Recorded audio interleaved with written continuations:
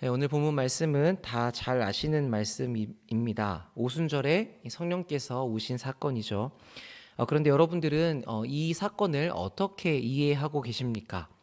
조금 더 쉽게 말하면 여러분은 오순절 성령 강림이라고 하면 어떤 생각부터 가장 먼저 떠오르십니까? 아마 바람과 불이 있는 초자연적인 어떤 장면이나 갑자기 모르는 방언으로 사람들이 막 이야기를 하는 그런 은사와 같은 신비한 능력, 또는 베드로가 기가 막힌 설교를 아주 담대하게 전했고 그 결과 3천 명이 돌아온 놀라운 결과, 이런 것들이 있을 겁니다. 아마도 대부분은 오순절 성령 강림을 생각하면 이런 일들을 떠올리실 것이고, 저도 그렇습니다. 왜냐하면 오늘 누가가 이야기를 그렇게 전하고 있기 때문입니다. 자, 그런데 이 사건이 보여주는 장면들에만 너무 우리가 시선을 빼앗기게 되면 어떤 선입견이 생길 수 있습니다. 그래서 한국 교회는 성령님께서 일하신다라고 하면 보통 오늘의 본문처럼 초자연적인 어떤 현상이나 방언과 같은 은사, 또는 3천 명이 돌아오는 것 같은 대단한 결과가 있어야 한다고 생각하는 분들이 많으십니다. 보통 우리가 성령님을 생각하면서 기도하거나 간구할 때에도 이러한 어떤 능력과 관련된 내용들을 요구하죠. 만약 나는 아닌 것 같다라고 싶으시다면 이 반대로 생각해 보시면 좀 도움이 될 것 같습니다. 성령님께서 임재하셨다고 하는데 지극히 자연적이고 평범한 일들만 있습니다. 어떤 은사가 막 드러나는 일이 눈에 보이지 않고, 많은 사람들에게 복음을 전했는데 간신히 한 명이 예수님을 영접했다고 한다면 여러분은 어떤 생각이 드시겠습니까? 그러니까 우리도 그러면 성령님이 임재하셨는데 이렇다고 조금은 이상하지 않나라는 마음이 들 수 있습니다. 그러니까 성령님이 오셨다면 적어도 뭐라도 역사가 일어나야 된다라는 공식이 우리 안에 있는 것이죠.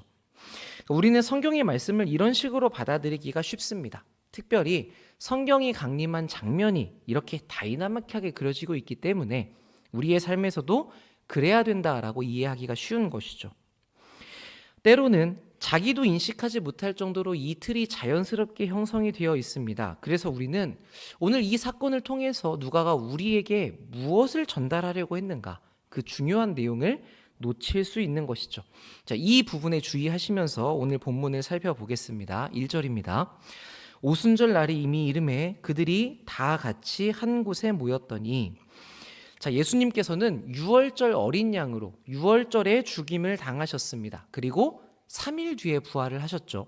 그 뒤에 제자들과 며칠을 함께 계셨습니까? 40일을 같이 계셨습니다. 그러니까 예수님께서 승천하시기 전까지 유월절로부터 며칠이 지났냐면 총 43일이 지났죠. 그런데 그로부터 7일이 지난 오늘 오순절 날에 성령이 임하시는 것을 보게 됩니다. 예수님께서 제자들에게 약속하실 때에 너희는 몇 날이 못 되어 이 내가 약속한 성령으로 세례를 받을 것이다, 이렇게 얘기하셨거든요. 그런데 몇 날이 못 되어라는 게 되게 불분명하잖아요. 며칠이 걸릴지 모르기 때문에 아마 이 사람들이 마가의 다락방에서 기도하면서 기다렸을 때 생각보다 시간이 더디다고 느꼈을 수 있을 것 같습니다. 도대체 며칠이 지나야 성령이 오실 것인가 기다렸을 수 있겠죠. 그래도 이 제자들은 한 명도 이탈하지 않고 120명이 다 그 자리에 모여서 같이 기도하고 있었습니다. 그러니까 교회는 시작부터 이렇게 모여서 기도하는 공동체였다는 것을 우리가 알 수 있죠. 오늘 우리가 이 밤에 모여서 기도하는 것과 같았던 것으로 보입니다. 자, 그런데 2절, 호련히 하늘로부터. 자, 이 호련히는 모르던 중에 갑자기라는 뜻입니다. 언제 올지 알고 있었던 것이 아니라 모르고 있었는데 갑자기 벌어진 것이죠. 그러니까 누가는 여기서 우리가 예상할 수 없는 때에 하늘로부터 임하는 하나님의 일하심이라는 것을 잘 표현하고 있습니다. 자, 그런데 그때 벌어진 신비한 현상이 무엇입니까? 강하게 몰아치는 바람 같은 소리가 그 건물 안에 가득했다고 하고, 마치 불 같은 갈라진 혀들이 각 사람 위에 있는 것이 보였다고 이야기합니다.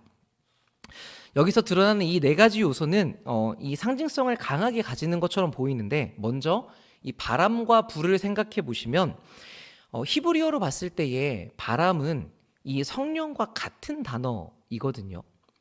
그러니까 이것을 연관지어서 우리가 생각해 볼 수 있다면 오늘 바람과 불의 이미지는 이 세례 요한의 예언을 떠올리게 만듭니다.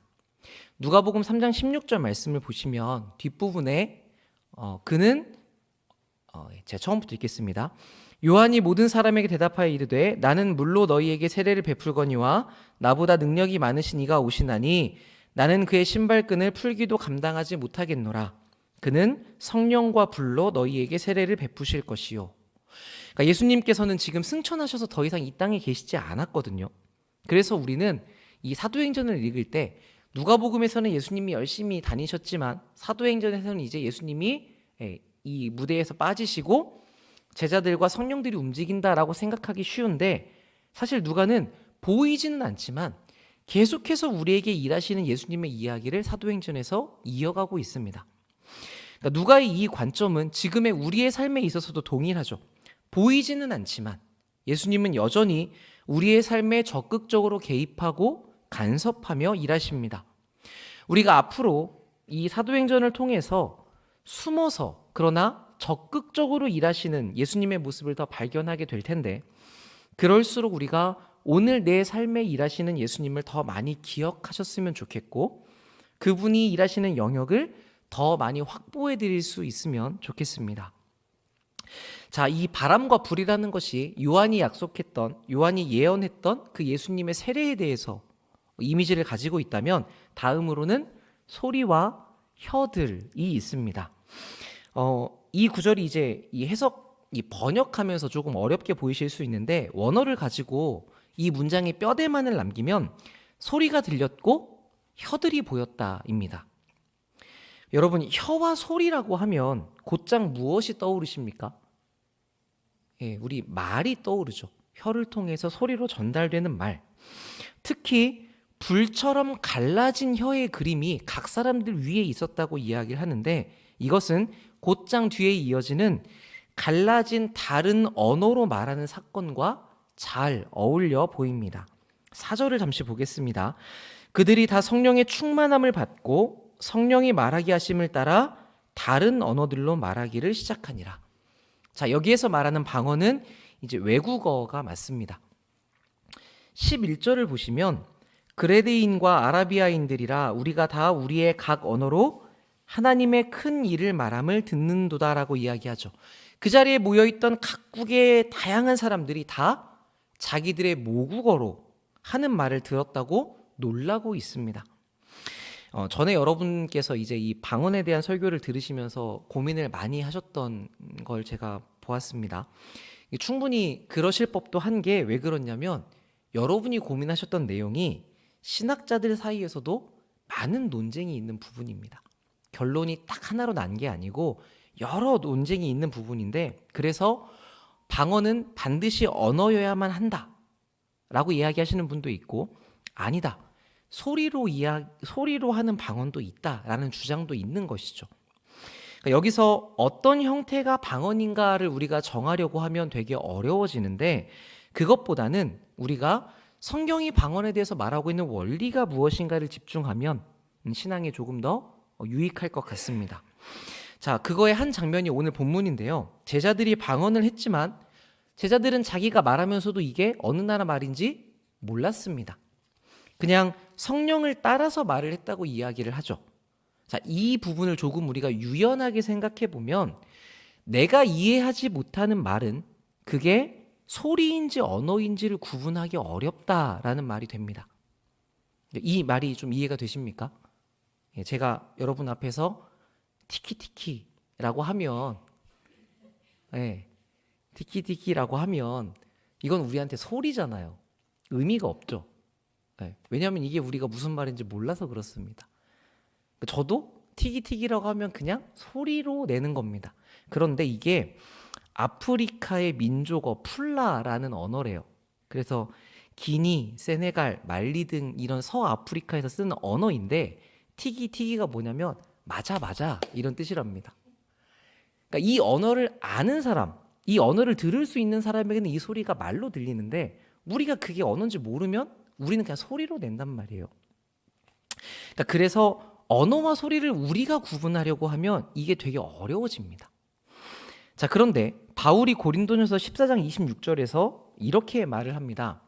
그런즉 형제들아 어찌할까? 너희가 모일 때에 각각 찬송시도 있으며 가르치는 말씀도 있으며 계시도 있으며 방언도 있으며 통역함도 있나니 모든 것을 덕을 세우기 위해서 하라.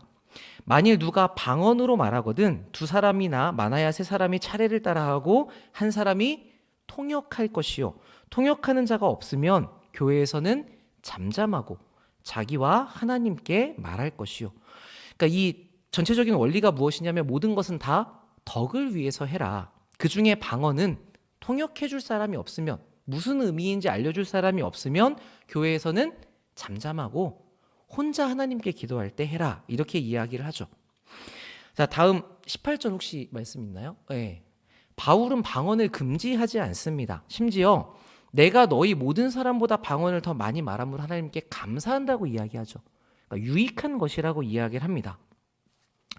방언은 하나님께서 우리의 유익을 위해서 주신 선물입니다.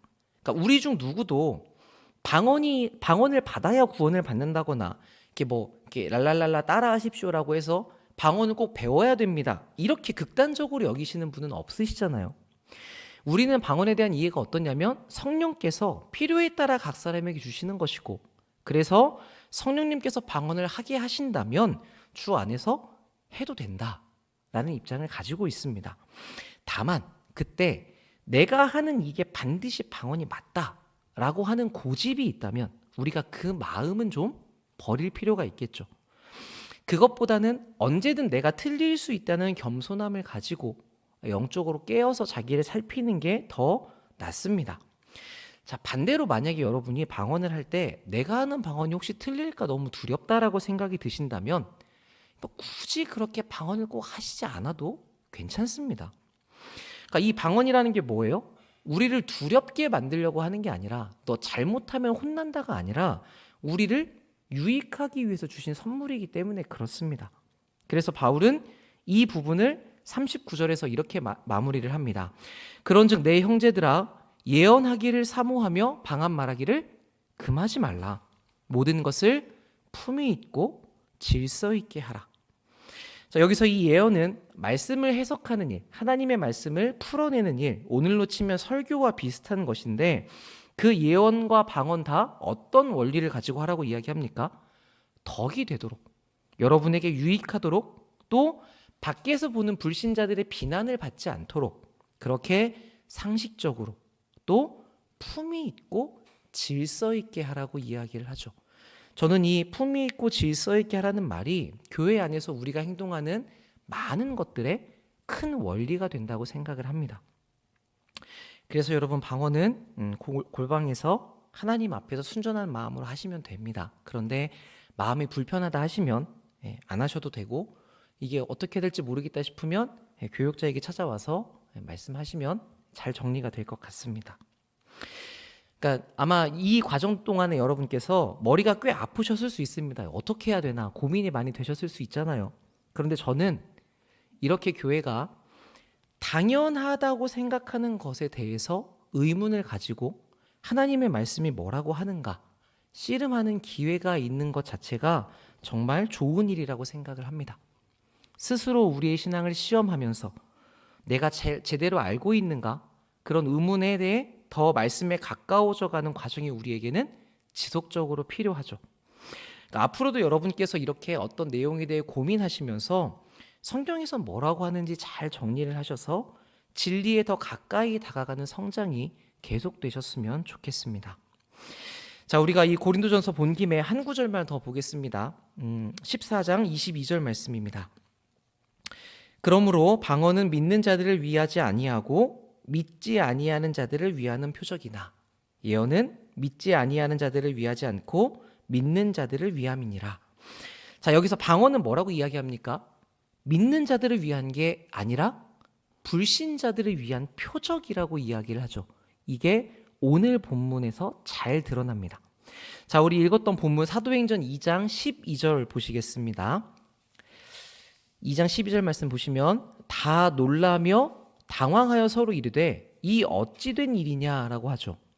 그러니까 지금 이 벌어진 방언 사건이 불신자들의 놀라움을 자아내면서 이게 무슨 일이냐라고 하는 표지판이 되어서 지금 일하시는 하나님을 가리키고 있습니다.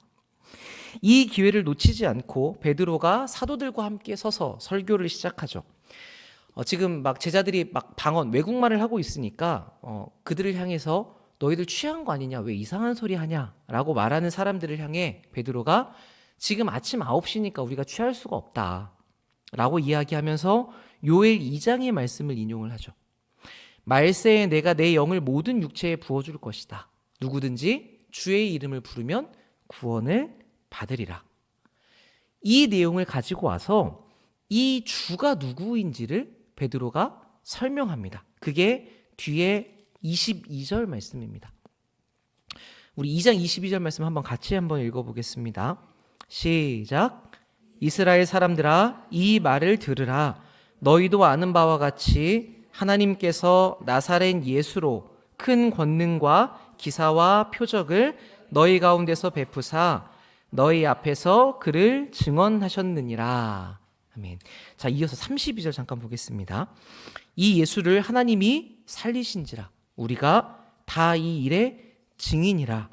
하나님이 오른손으로 예수를 높이심에 그가 약속하신 성령을 아버지께 받아서 너희가 보고 듣는 이것을 부어주셨느니라. 지금 벌어지고 있는 일을 하나님과 예수님과 성령님의 일하심으로 베드로가 설명해내고 있죠. 자, 그러면서 그 이야기를 하는 목적을 36절에서 이야기합니다. 그런즉 이스라엘 온 집은 확실히 알지니 너희가 십자가에 못 박은 그 예수를 하나님이 주와 그리스도가 되게 하셨느니라. 그들이 이 말을 듣고 마음에 찔려 베드로와 다른 사도들에게 물어 이르되 형제들아 우리가 어찌할꼬 하거늘 베드로가 이르되 너희가 회개하여 각각 예수 그리스도의 이름으로 세례를 받고 죄사함을 받으라. 그리하면 성령의 선물을 받으리니 이 약속은 너희와 너희 자녀와 모든 먼데 사람 곧 주 우리 하나님이 얼마든지 부르시는 자들에게 하신 것이라 하고 또 여러 말로 확증하며 권하여 이르되 너희가 이 패역한 세대에서 구원을 받으라 하니. 자, 여기서 이 성령님의 역할이, 성령님의 하신 일이 분명하게 드러나고 있죠.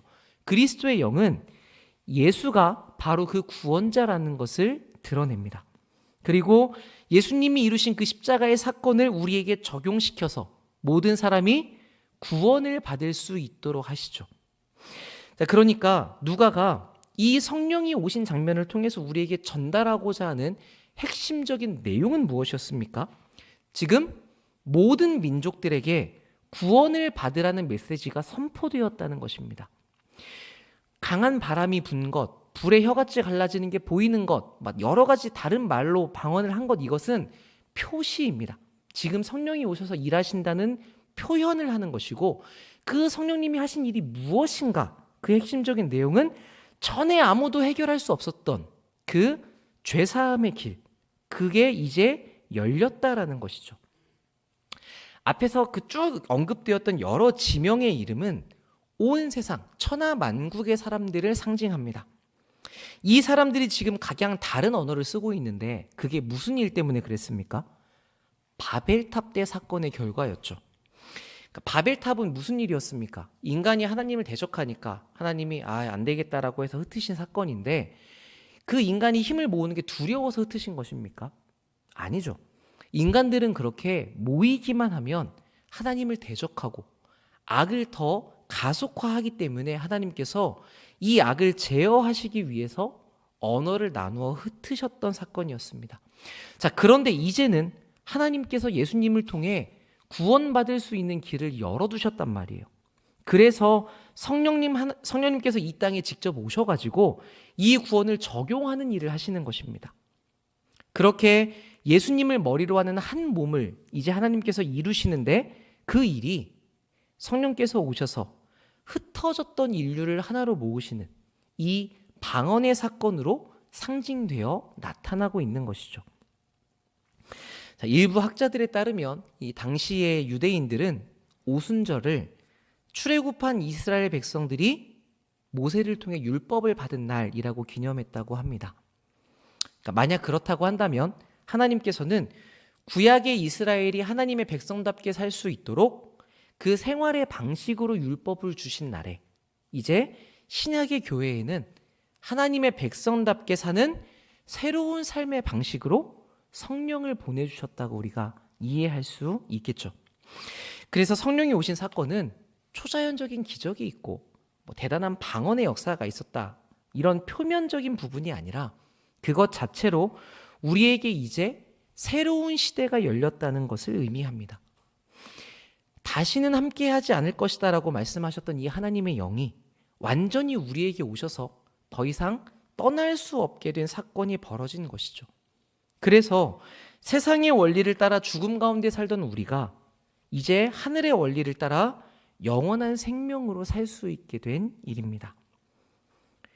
이것이 성령이 교회에게 하신 일이라고 성경이 증언하고 있는 것이죠.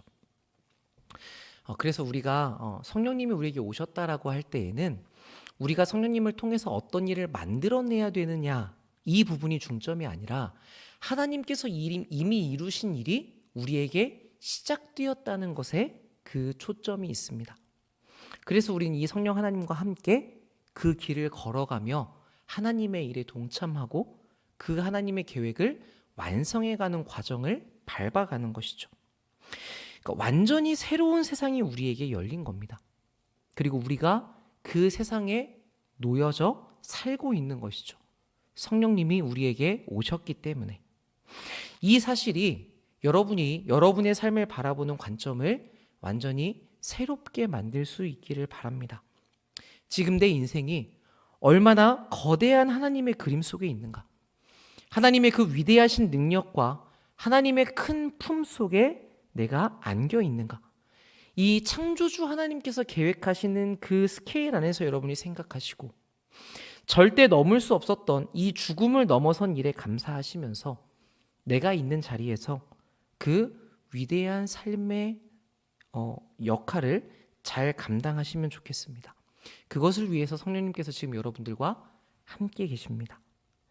그분으로 인해서 그분을 바라보고 그분의 도움으로 말미암아 힘을 내시는 모든 주의 백성들 되시기를 바랍니다. 이 시간 우리 두 가지만 가지고 함께 기도하겠습니다.